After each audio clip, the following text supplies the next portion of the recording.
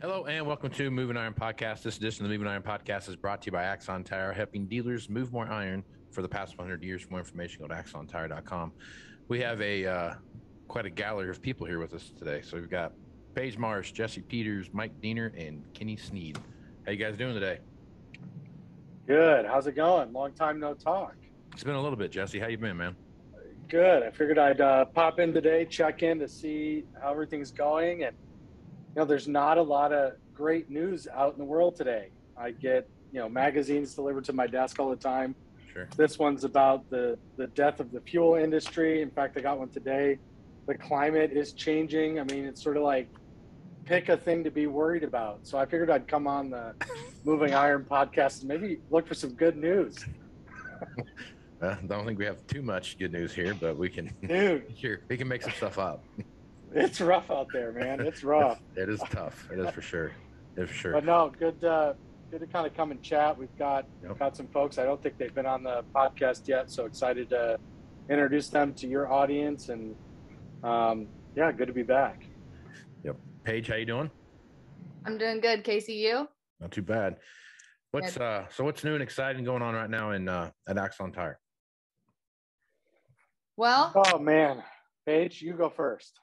Yeah, I feel like it just became slow season for the farmers, but it's just as busy as ever for us. Yeah, I'll let the guys talk a little bit more about what's going on, but we've just been busy as ever. Yep.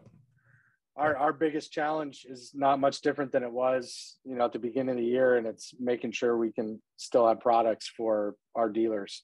Yep. That's our biggest struggle. I'll let Kenny and Mike talk specifically about some of the things they're seeing. They represent kind of the Northeast and Eastern part of the Canadian provinces, but product availability. I mean, still tons of crappy shipping issues out in the Bay. So getting products is probably the hardest, but all that being said, we're putting the pedal to the metal. You won't find these guys resting on their laurels. They're out on the road. They're meeting with our dealers, talking about how we can help, and we're more dedicated than ever. And I think probably more important than ever to making sure that, when times are tough, that we can still provide resources and help and tools. So we're finding new and creative ways to do that all the time. Right on. Okay. Well, Jesse or Paige, whoever wants to do that, introduce who we got this week on the podcast. Yep. So we have Mr. Mike Diener, who is our outside client advisor for the Northeastern Territory, which is also a lot of states. So I'll let him go over those here in a second. And then we have our inside client advisor, Mr. Kenny Sneed. Which I got to say, if you're working in the agriculture industry, Kenny Sneed is about the best name you could possibly have. But Kenny's been around the block, man. He knows his stuff, and we're excited to have these guys. well, Mike, let's start with you. Mike Diener, you cover the Northeast Territory and the one Canadian province, right? For Axon, right? Correct. Yeah, actually a few provinces, but pretty much Quebec for Canada, Quebec, and then eastward, and then in the States it'd be Wisconsin, Michigan, and Ohio, kind of eastward down to the Virginia area. Gotcha. I won't list off the states, so we have room to talk about all that stuff. But there's quite a few little states in there, so it's an interesting territory. Yep. Now there is a there's a fair amount of states. So you go all the way up in New England and all that area up in there. Yeah, unfortunately, there's not too much agriculture up in that New England area, but there is a bit. Yep. There's a little bit up there. So can you talk about a little bit about what it is that you're doing? Yeah, thanks for having me on, Casey. I appreciate it. I guess I started out and been in the agriculture all my life. Obviously not that old, but started out on a family farm and then come to doing the tires. Been here for 5-6 years and started out as one of the road guys doing exactly actually Mike's particular territory and some other states too. And as we've expanded, we just didn't have enough boots on the ground or enough hands, and so we've obviously expanded, and that's a good problem to have. And so I've taken on a role the last year and a half, 2 years, just being inside sales support for two of the outside guys, and really putting together a lot of deals and just helping them quote and figure out, find stuff. And Jesse kind of mentioned it earlier, but it's what and Paige, we're coming into our so-called slow time, but yet we are busier than ever. And as you know, everything's still short, hard to get. And so we, are doing a lot more groundwork from guys like myself and the other inside guys, just hunting down product, finding stuff, figuring out what we need, figuring out what the market's asking for, locate it, try and be ahead of the curve a little bit. So when the equipment dealer has a need, or they need something switched around or need something, we have an idea of what's available, and may not be exact, but we might be able to get something close. Or so just a lot of that type of stuff is what I do all day long. Is just somebody wants a set of sprayer floaters or something, and well, we may not have 800s, but we might have 620s, or we might have 710s, or might have different solutions. That's essentially my job, is just trying to find different things and find stuff that fit the customer's needs, and be a support to guys like Mike and Clint, one of the other outside guys that's been on the road, been on your podcast before. And that's really what I do all day long, is just finding stuff and putting his quotes together, and a lot of groundwork, I guess. Yep. Yeah, the support side of the especially on the sales side, that support side of it makes a big difference, because guys like me that go out and try to sell stuff and do other things like that may or may not be good at the finer details of the job. So having somebody that can help me take care of those things is always a lifesaver. I appreciate you guys. So, well, hey, for the benefit of your audience, I don't know if we covered this explicitly, and but depending on where you're listening from, chances are we've got a client advisor in or near the state that you're listening from. So the way our team is made up, Casey, and this is kind of why we're perpetually busy, is because when one section of the country is not busy, we have sales territories in other parts of the country that are always busy. So we've got a client advisor team out on the western part of our country. In fact, we have another warehouse out there in the Bay Area. We've got a Plains client advisor that is based out of the state of Kansas. We've got a Southern client advisor. And when we say client advisor, these are guys that are out on the road. And then we've got a Central client advisor. And then we've got a client advisor for the Northeast. And then newly, I'm still kind of undergoing his training, but we've got a client advisor dedicated to really the main part of Canada as well. So the way that works is our client advisors go out, they're meeting face-to-face often with our dealers and the sales teams, figuring out what resources they need.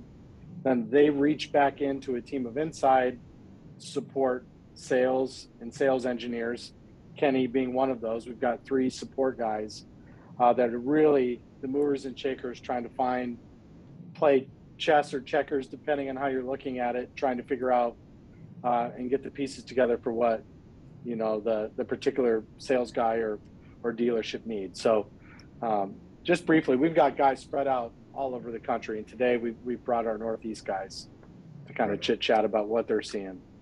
Right on. Okay, Mike, let's talk about what you're doing up there, man. So you're covering Wisconsin, Michigan, Ohio.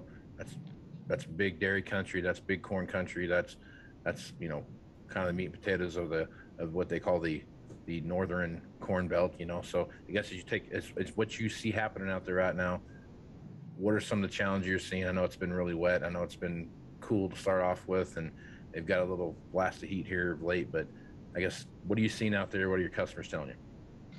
Yeah, as a few weeks ago, I was up in the state of Wisconsin, and the northern part, they were just wrapping up planting seed, which is quite late. Had to wait for the soil temperature to get up, and then when that happened, they kind of tipped into the rainy season a little bit there, and it seemed to be a lot longer this year.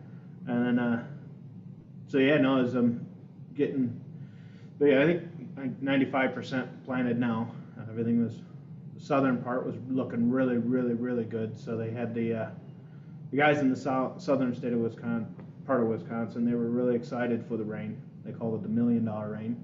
Yep. It was just getting a little bit dry, and they had a good shot. It wasn't a washout or anything. It was just a good, steady rain, and everything looked really, really, really good. So I know Wisconsin and Michigan, they're going to have some really good crops.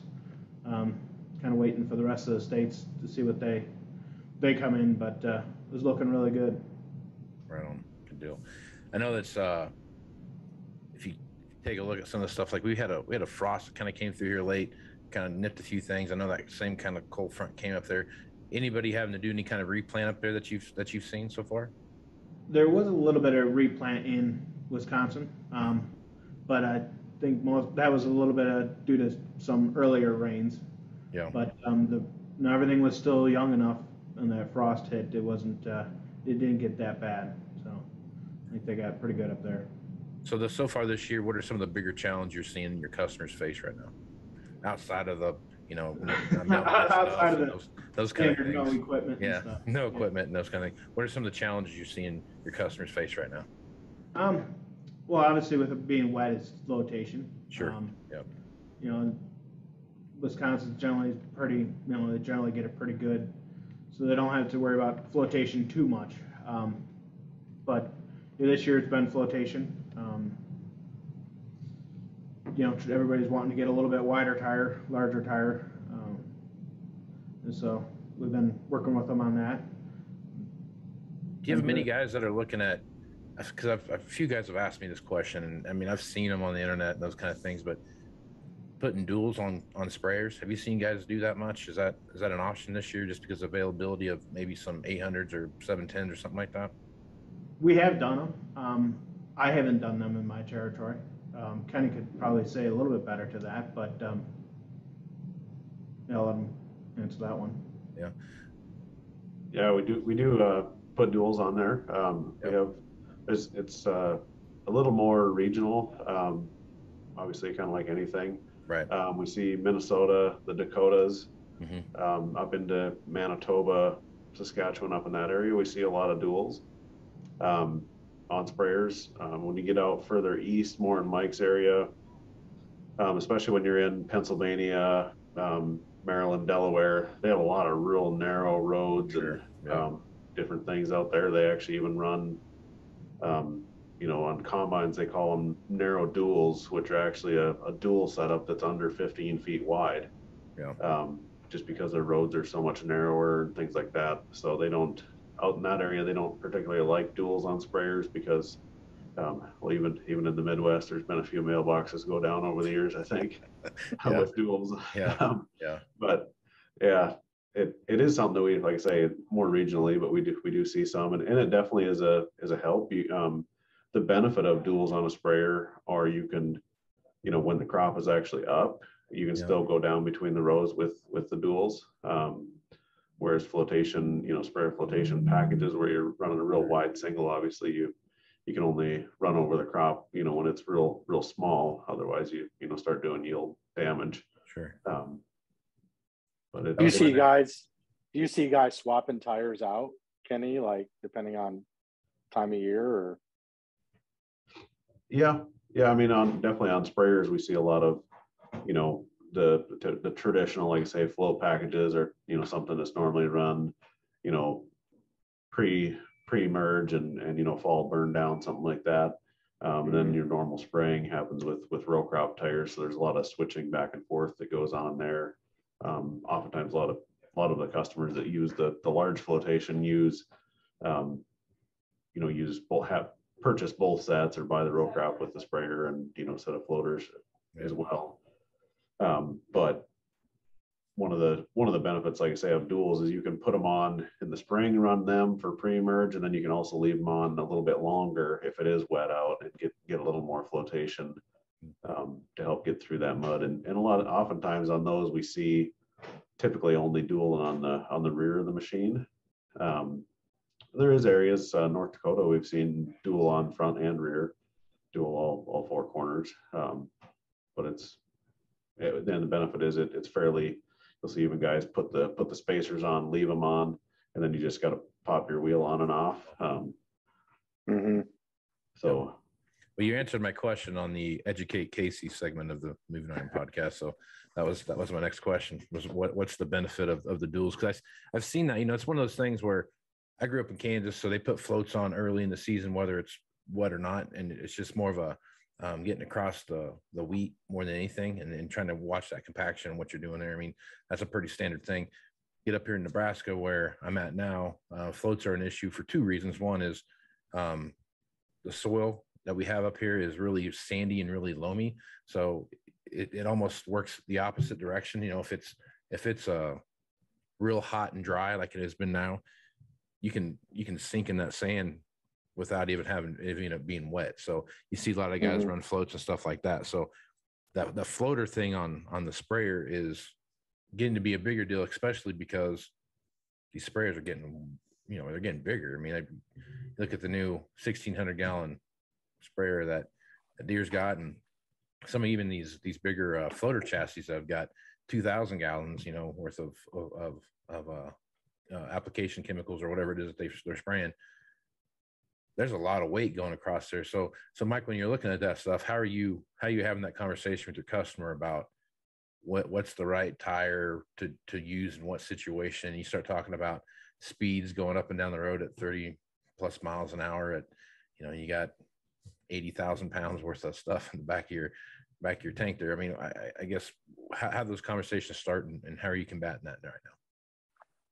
Well, it's a real good question. One of the things is a lot of, people want these larger sprayers, and then when they, go to their flotation tire, it's, very critical. That's one of the questions we always ask: what model is it going on? That's two reasons, so we can get the right bolt pattern and pile hole. But the other thing is weight rating. That's really crucial, which then ties over to your air pressure as well. But you're running a, tire that's not rated for the weight, well, you're going to just trash that tire, and it's going to, only last a quarter of the lifespan, and it's not going to be under warranty. And as they get more expensive, it's even, better. And then it's also, you brought up the speed. There is quite a few tires that aren't able to handle the speeds that some of these sprayers go now. So that is very crucial. If any of the guys do need, we ask your client advisor, but you can get one of these, it's not showing up too good, but the mouse pads it has the speed ratings on it and the weight ratings. It's super crucial. It's one of probably the first questions that we ask is what machines are going on the floats. So we know exactly what they're running into. We'll even see guys now, which I think even 5 years ago wasn't really that compelling of an argument, but we'll see guys putting on like IF tires, like Firestone's got a Destination brand that, they'll put their implement tires on these sprayers just because they're getting so heavy. That's really the benefit of that IF-VF technology. Yeah, you're not dragging a bunch of weight behind you, but the other benefit of IF-VF is you can carry 40% more weight on that tire. So we'll see guys do complete swap outs of their entire implement tires to like an IF just to handle the weight you're talking about. So that argument that we make, I would implore every sales guy at a dealership to at least bring that up to their customers, because it does matter. The more weight this equipment's carrying, man, you're really going to start impacting your yield with compaction issues and all that kind of stuff. So, so Kenny, when you're working with folks right now, and you're working with Mike and your guys that you're out there supporting, what kind of conversations are you having around maybe some of these special kind of builds you're putting together and tire ratings and those kind of things? Yeah, so a lot of what I'm doing, is just, Mike will maybe run across somebody on the road, says, hey, I got an issue and I need to do something. I know one of the ones we're working on currently is a deal up in New York where it's on a 5000 series John Deere, has a, can get the tractor with R1 tires, just your typical, 18.4s and that from the factory, and he wants it for veggies. And so he's, trying to get something for that. And we're working with him to put a package together. And so a lot of what I get into is a lot more of the nitty gritty is, what is the tractor? What do you need? What's the row spacing? All that kind of stuff. And that's when we start putting together, the whole package. And for instance, on that one, able to come up with a tire wheel and package that gets them set up for their 72-inch center to center for doing veggies. And so that's a lot of what I'm doing. These conversations is more dealing with, repeat issues that keep coming up. And, back to the sprayer thing, like there's a lot of, it used to be where kind of a standard rule of thumb was a 166D rated tire was perfect for a lot of the sprayers. Well, now you jump into like on the Deere, for instance, when the R4044 first came out, a 166D tire is no longer heavy enough. On these flotation packages, you have to go. So we've gone up to the 171 tire as the minimum, but it, like you mentioned, everything just keeps going up. And so that's really what I try and do is just keep a mental log or learn, the weights of these machines and what they're doing and how fast they go, and trying to find, figure out solutions that fit the bill. And we're even seeing, back to the sprayer conversation, we're seeing a big shift with Deere's done a lot, and even some of the other ones going to larger floats, like the 650 65 R38 was kind of a big tire in the past, and we're seeing a lot more, larger flotation packages going 46-inch rim, 710 46, 846. So there's a lot of, as you said, the shift in the market is everything's getting bigger, everything's getting heavier, and there's a lot of changes happening. Yep. So a question I have for you, and I've always wondered this, just from, I'm a row crop country area, I don't really have anything out of the ordinary out here, but when you're looking at vegetables, how many customers do you have that are searching for that, maybe not the R1 or the R2, or maybe like an R4, or even like a turf tire of sorts, because of how the aggressiveness of the tire against the, whatever crop they're growing or something like that? How much does that come into play? Quite a bit, actually. There's so in this Mike's region, the north, what we call the Northeast, there is in New York and Michigan, those two states primarily. There's some in Jersey and out that way. There is some real small pockets, not as large as our guys on the West Coast would see.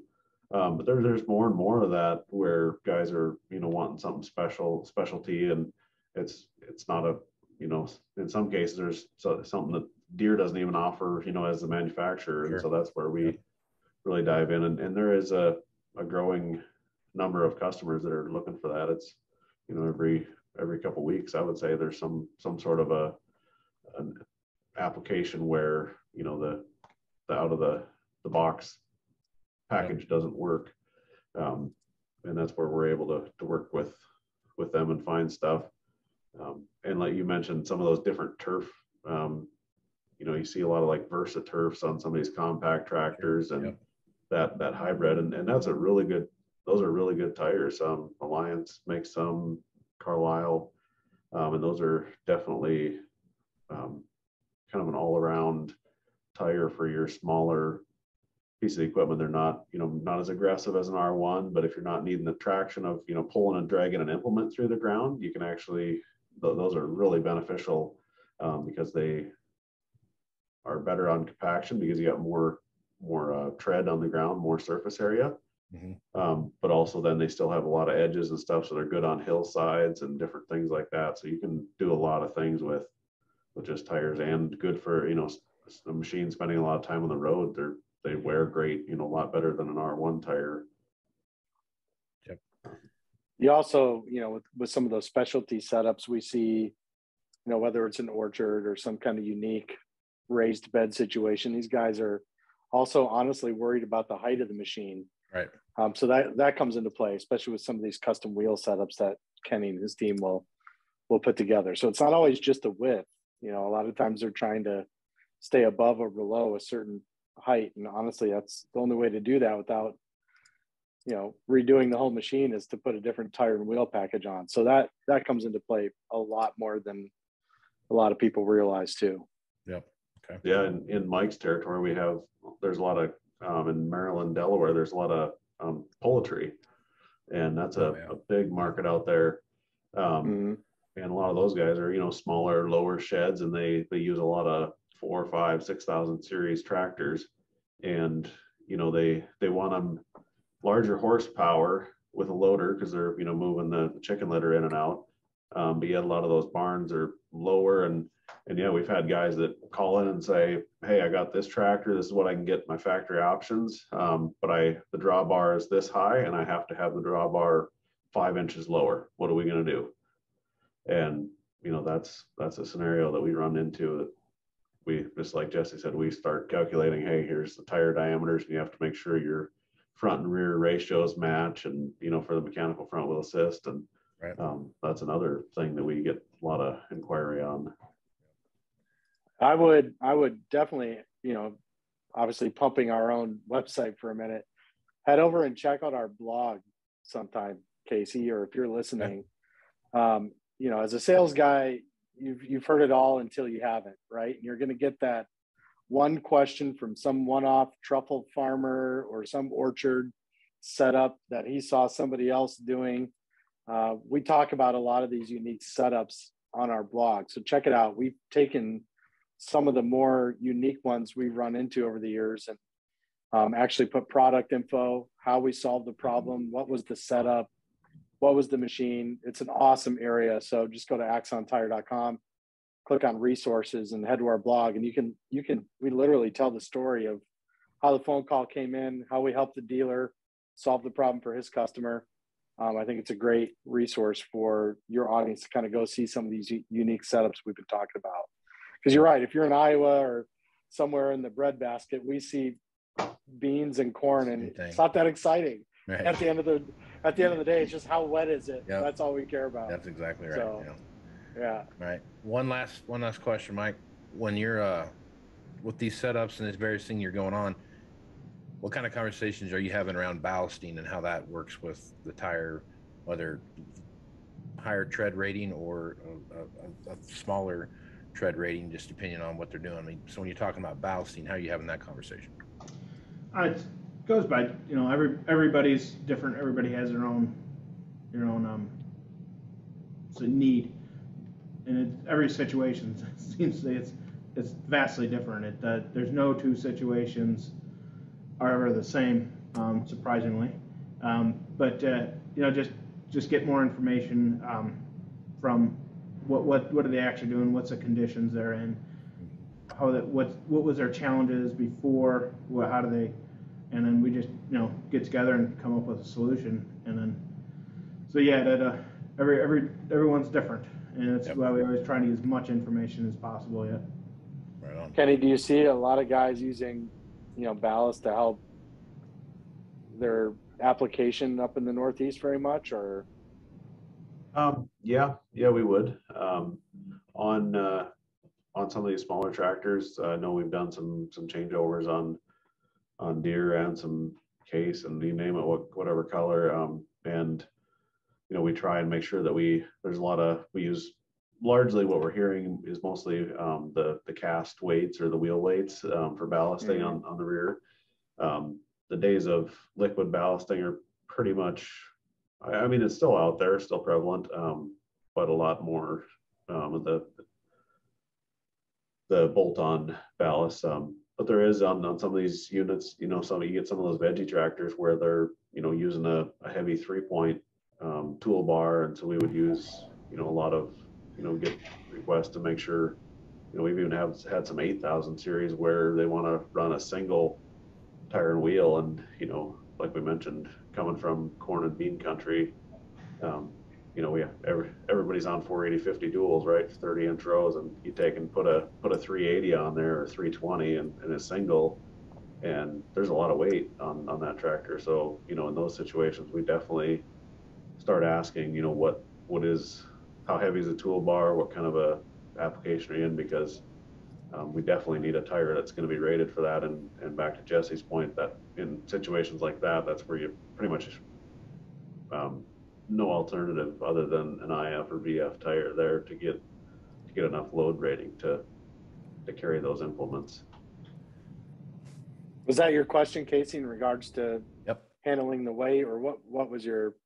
No, I mean, it's just because there's so many different tire options out there. Just like Kenny's point right there, we have a lot of 380 and 390 size tires out here running around, and you know, we have so many guys that are doing mounted planters and those kind of things, and it's just a lot of weight on the back of that tractor. Even if you dual that machine up, and you're still putting a lot of weight on those with a mounted planter and machine and everything else you got going on. It's the ballasting side of it. Even if you go with IF and VF, you still have a ton of weight back there, you know. So it's just an ever evolving thing, especially when you're starting to look at weight, speed, more and more 20-inch row type stuff. You see that popping up more and more, and that's just, you start looking at your tire size, the ballasting thing becomes a bigger deal than if you have, you know, your typical 710 or a 520 or a 480 or something like that on there. It's just a whole different ballgame. So, well, here's the good news, right? We can't control global wars. We can't control supply chain. We can't control the weather. We can't control inflation. Well, at least not that type of inflation. Tire inflation, yes, we can. But the good news is, you know, I love this industry and I love this audience because, you know, we're pragmatic. We have to help customers who can't afford to honestly sit around and worry about a lot of this stuff. We got to solve problems because we got to get out there and work. We got to get out there and solve some of these problems. So the good news is we've got a team of people dedicated to helping solve those problems. And these are all things you can control. Nothing is unsolvable. I'm not going to say we've seen everything, but in almost 100 years of being in business, we've seen a lot. And I'm confident our guys can find a solution to solve almost any problem. Yeah. And I think, you know, we started this conversation with the doom and gloom, but I think the good news, the silver lining is, you know, we're the part of the equation that you can control. So we encourage your customers to make that call and, you know, take back some of that control and help your customers. Because, you know, right now, not every conversation your average sales guy at a dealership is having is a good conversation with your customer anymore. So there's truth to that. That's for sure. Yeah. Right on. So anyway, Paige, it's my favorite part of the podcast. What's this month's giveaway? Well, before I announce the giveaway, I just want to add a little more sunshine to your guys' day. I was talking to a couple farmers here last week, and it was the middle of a thunderstorm, and I think I saw a couple happy tears start to well up in their eyes. And Mike said $1 million rain earlier, so when it rains in June in the Midwest, that's pretty much $1 million rain. So I think the farmers were pretty happy about that. Now, if we could get another one in July, that would be a $2 million rain. So right. We'll keep our fingers crossed. Yep. But the podcast for this month's, the giveaway for this month's podcast, you guys already got a little bit of a sneak peek from Mr. Diener, but Jesse is holding up the giveaway. This is a mouse pad with, you got speed ratings on there, weight ratings, different types of tires. You just got a lot of tools on there. And if you get one of those, then you can set it right on your desk and it's always with you. So, you know, it's funny when Kenny gets a phone call, you know, we can usually tell which one of our customers has one of these because they start rattling off the correct metric conversion. It's like, you probably have one of our handy dandy resource pads here, don't you? But Paige, there's a catch this month, Casey. We're gonna see how smart the Moving Iron audience is. We're gonna throw them a curveball. So the way you claim your gift this month is gonna be a little different. So you got to listen carefully, Paige. Give them instructions. How do they get their free gift this month? So this month we have put together a page for the audience. It is axontiretips.com. So if you guys visit that webpage and you check out some of our tire tips, and then if you scroll to the bottom, there will be a place to submit a form for a free mouse pad. So right on, axontiretips.com. Yeah. And since my team might kill me, but since I'm the boss and I can do this, for everybody that fills that form out on axontiretips.com, I'm actually going to throw another one in. So it's a twofer. So that you can have one on your desk, and then you can throw one on the desk of one of your sales guys in your dealership and say, hey, you might find this helpful. So I'm going to give you two for every form your guys fill out. I'm going to actually throw in an extra one. So go to axontiretips.com, fill out the form, and we'll make sure you get your free resource out here. So outstanding. Okay. There you go. That's awesome. So good stuff, man. Mike, Kenny, either one of you guys have anything else you want to close out with? No, not really. Appreciate you having us on, and definitely we see everything still staying strong, and yeah, we're staying strong too. Right on. Kenny Page, anything? Or Kenny Page, Jesse and Paige, you guys got anything you want to throw out there? Well, I would say we're looking forward. I've got some exciting things planned. I'm working with vendors already. I know it sounds early, but in today's climate, I got to start. I'm excited to unveil some really cool stuff at your show coming up. Awesome. In Nashville. So stay tuned for more information. I'm excited to see your guys down in Nashville, and our sales guys, our client advisors are out there, and I ask them every time, make sure you guys are mentioning the Moving Iron Summit out in Nashville. It's my favorite event, and I do a lot of events. It's my favorite event of the year. So that's awesome. We're excited to be there. Yeah. It's a lot of fun. It's a bunch of shenanigans with a bunch of equipment guys. I mean, what more could you ask for, right? Right. I'm down. Let's do it. Right on. All right. If folks want to reach out, Jesse, folks want to reach out to Axon, what's the best way for them to do that? Old school, if you got a rotary telephone or something, a flip phone, whatever, dial 888-980-1208. That's our phone number to get you to the right client advisor. Again, 888-980-1208. So give us a call there, or just head to our website. Honestly, that's the best way, axontire.com. We've got web pages for each of the sales guys. We've got forms on every page.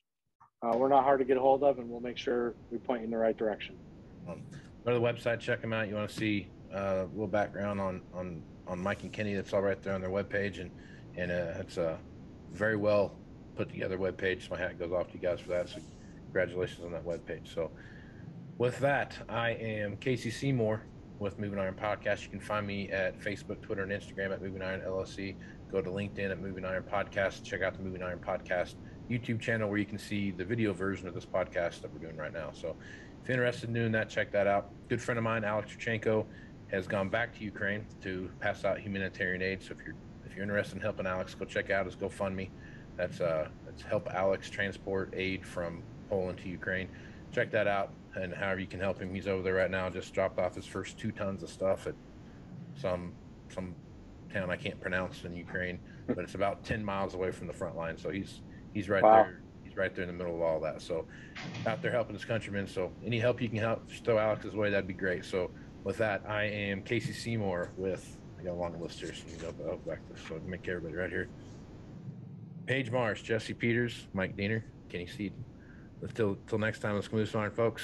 Out. Moving iron in the 21st century. Hard-working people working hard for you and me. Moving iron, time and time again.